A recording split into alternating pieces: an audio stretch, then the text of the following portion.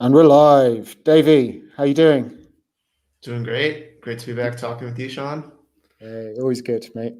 Hot off the press this week, a brand new podcast episode, brand new article. What is it? What's it about? Tell us some more. Yeah, we've covered Forrest Galante in the past, so I'm sure that our regular readers and listeners are familiar with him. But he's just released a new book, actually. It's called Still Alive, and I was able to get my hands on an advance copy.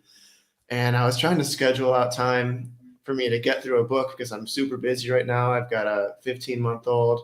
I don't have too much time to sit down and read through a book, but I actually read it in less than a day because it's not just about animals. He's like a really famous wildlife conservationist and biologist. So he travels all over the world to really remote places, and he looks for animals that are thought to be extinct, and he looks for proof that they're still around. And it's really funny to see him get really jazzed about the sighting of poop, for example. I mean, he gets a huge adrenaline rush when he sees droppings because he knows that that's a small sign that the animal might still be alive and in the area.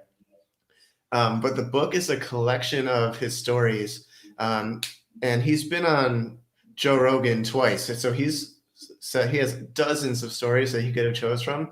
But this book specifically stories where he found himself at a crossroads in his career, whether to continue doing what his passion was about spreading the word on the importance of conservation and treating animals with respect, or when he comes up against obstacles and he thinks, maybe this is too difficult, or maybe there just aren't any opportunities for me right now. One of the things that really stood out to me about his book is that it really reads like a Tom Cruise spy movie or novel, because everywhere he goes, the local governments think that he is like a journalist who is there to uh, uncover their skeletons in their closet, like an illegal mining operation or something else, a massacre or some sort of nefarious activity that the government is up to. But no, he's really just going there, and he's tracking for animals and trying to rewrite national history when it comes to animals. Give us a spoiler. Give us an animal that he came Okay. across, he found. He's found several, including uh, Zanzibar leopard. But I think one of the things I really want to share, one of the things I really related to about Forrest is that he grew up in Zimbabwe, which is a really different childhood experience to me. But there was one time when there were a couple of intruders trying to break into his house, and he was about 9.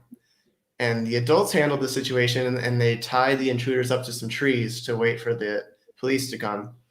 But Forrest decided to go into his bedroom and get out his bow and arrow, and he shot an arrow into one of the guy's legs. And I just feel like, okay, that's something that I would have done or really wanted to do. That didn't happen Okay, back home. no, but that's a childhood story. And then I think maybe one of my favorite stories about his career, one of the kind of behind the scenes TV production stories, was that when he traveled to Myanmar, he found out that all of his drone equipment was going to be illegal. And I think it was about $80,000 worth of drone equipment. And I don't want to give away the whole story, but he was basically had to come to the decision to try to keep the drone equipment in the footage, or maybe get imprisoned in Myanmar for life, which is basically a death sentence. And Wow. there's actually, I think last week, there was an American journalist who was detained in Myanmar in the same airport that Forrest had to kind of go in and out like a smuggler. So it really brings home just how dangerous the situation and how real the situation was. Are these stories in the podcast episode? Yeah, I think we talk about both of those stories. Yeah, because they're my Awesome. favorites. Awesome. And they're available now. Where can people find them? Well, we've got an article on outdoorjournal.com. It's the main story on the homepage, so you can't miss it. And we have the podcast, which is available wherever you get your podcasts, Apple and Spotify. And then with in both of those, we have a link to the book.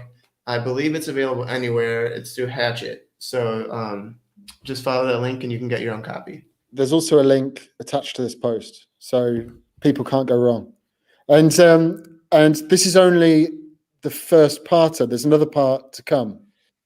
Yeah, our conversation was over an hour, so I broke it down into 2 pieces. So you're able to get part 1 today, and I think part 2 we're going to release next week. Okay, cool. And what else have you got lined up? What else is in the pipeline? Can you tease anything for us?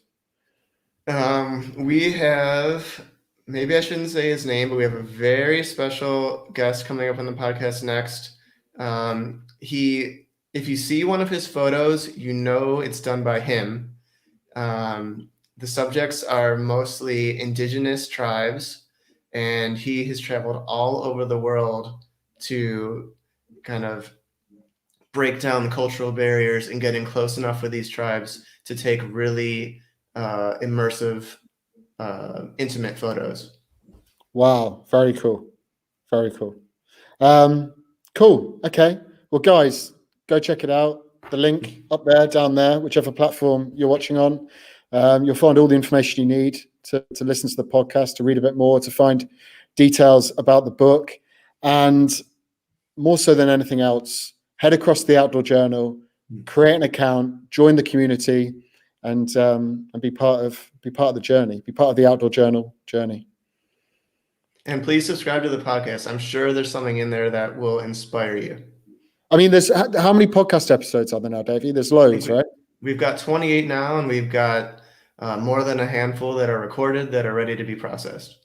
And if this was an Indiana Jones movie and you're kind of flying from country to country around the world, where have we been on that podcast? Like everywhere, I guess. Actually, Forrest Galante is known as the Indiana Jones of wildlife conservation because he really does live up to that iconic status. Cool. Well, guys, thanks for watching, and until next time, we'll be back. Cheers, Davey. Cheers. Thanks, mate. Bye-bye.